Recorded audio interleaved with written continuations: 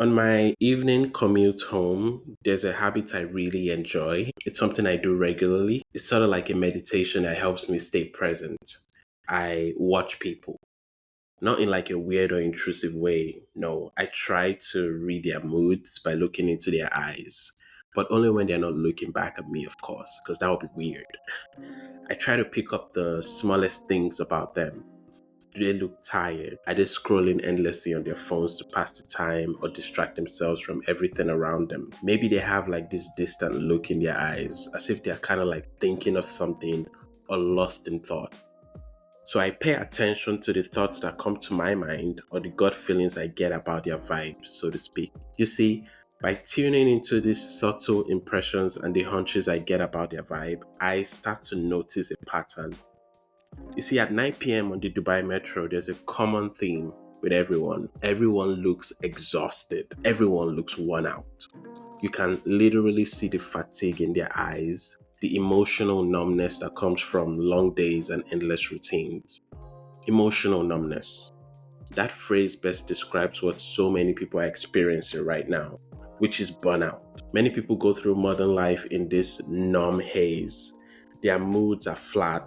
They're basically just going through the motions on autopilot, not really there. It's like this constant disassociative state. You know that feeling when you can't fully connect with what's happening around you, and it feels like you're watching your own life from the outside and you're not really part of your life. It's almost like you're watching a movie of what you're doing outside of yourself. The only thing that kind of like snaps you out of this trance or these days is maybe a loud noise or maybe something out of sync in your environment or a notification on your phone or whatever. Maybe someone just posted something on Instagram, but honestly, you can't even bring yourself to care.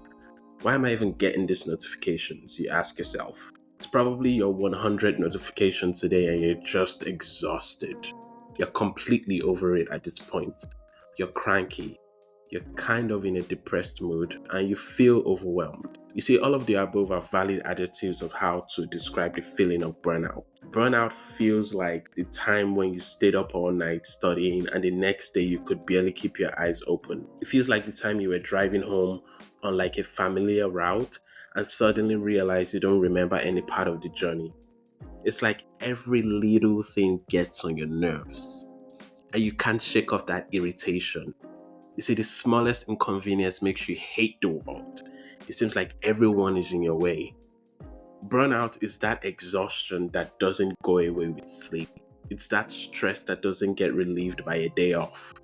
It's like carrying a weight that nobody else can see, but that affects every part of your day. Burnout is like being at the club way past prime time after an already shitty day.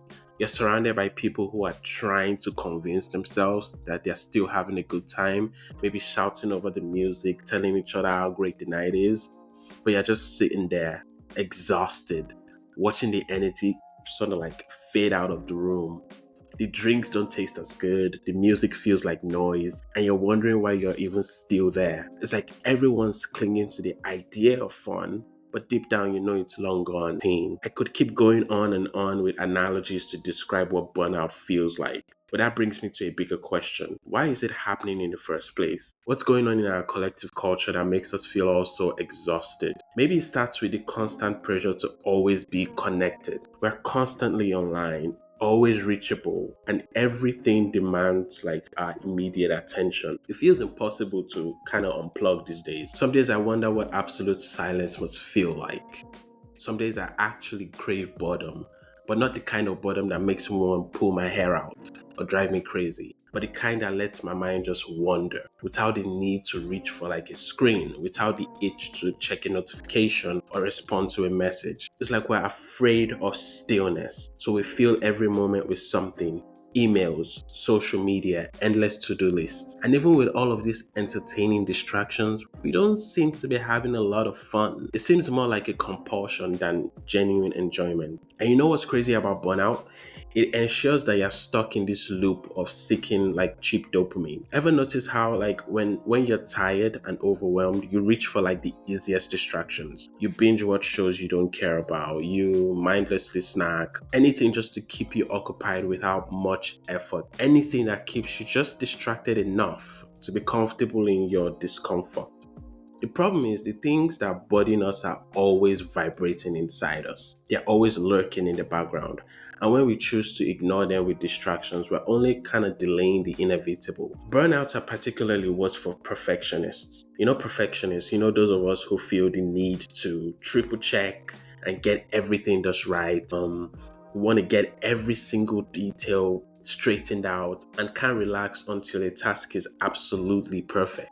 The constant anxiety of always striving for perfection can be exhausting. You see, perfectionists identify so closely with their achievement that it feels like an existential crisis when they can't maintain their high standards. We live in this hyper individualistic culture where everyone is overworked and stressed out to the brink. There's this idea of rugged individualism. It's basically the belief that we should handle everything independently without asking for help. So we are taught that relying on others is a sign of weakness, so we push ourselves relentlessly to meet every challenge alone. We internalize the pressure to succeed at all costs because, of course, society tells us that we are nothing without our achievements. Those people that always pride themselves in being so busy and we don't sleep here and sleep is for the weak and all of that stuff. Now, being a perfectionist in this hyper competitive world feels like the only way to be. You hear it all the time. Give it your all. Never settle. Be the best. Always push yourself. 10% progress each day or whatever. This constant push makes us think that we have to be perfect to succeed. We live in a culture where doing everything on your own and striving to outdo others seems like the norm. But when you mix perfectionism with like this do it alone, always compete mindset, it's like a recipe for disaster. We can't keep running on empty without eventually burning out. Even when it comes to our humor, the things we laugh about, you can tell we're all exhausted in a way. From the memes about like needing endless coffee to survive to the jokes about being dead inside, it's clear we're all feeling it in a way. But instead of addressing the exhaustion, we mask it with irony. Irony is basically when we say or do something that's the opposite of what we actually mean or intend.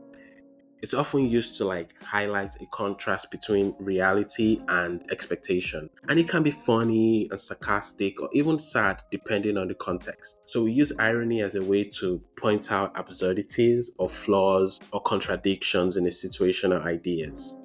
It's a very like clever tool for revealing truths that might be hard to face directly. For example, when we make jokes about needing endless coffee to survive or feeling dead inside, lol. The irony is that we are laughing about something that is actually not funny at all. So we're using humor to cope with the exhaustion and emotional numbness that we are really feeling. The joke is a way of acknowledging the truth without having to fully confront it. It's like saying, yes, I'm overwhelmed and burned out, but let's just laugh about it instead of dealing with how serious it actually is. You see this everywhere, by the way, in popular culture.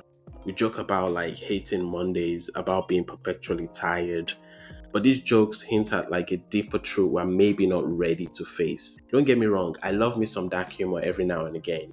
I'm the guy that laughs hysterically about something so twisted and fucked up and dark that it should probably make you cry. But I'm laughing about it. The issue with irony is it serves as like a defense mechanism. I mean, it's easier to laugh in a detached way or hide behind sarcasm than to admit we're struggling. So someone might say, oh my god, at this point, my spirit animal is a zombie. I keep going, but there's nothing inside. Now you can laugh at that. It's actually kind of funny. I came up with that one. I don't know if you guys are laughing, but it's okay. So you laugh about it, you share the meme to everyone. It's funny, but beneath that irony is a kind of resignation. We joke because it feels like there's nothing else we can do. So we are numb to the reality of our own burnout. So we distance ourselves from it with like humor. I don't want to dive too deep into irony. That's a whole other episode on its own. I just wanted to point out how we can't escape burnout no matter where we look. It's everywhere. It's in our jobs, on our social media feeds, even in the way we talk to each other. We push ourselves to the limit, then we joke about how exhausted we are, and then wake up and do it all over again. It's like we're stuck in this cycle, and no amount of quick fixes or distractions really helps. So where does this leave us? Do we give ourselves permission to slow down, to unplug, to just be without feeling guilty about it?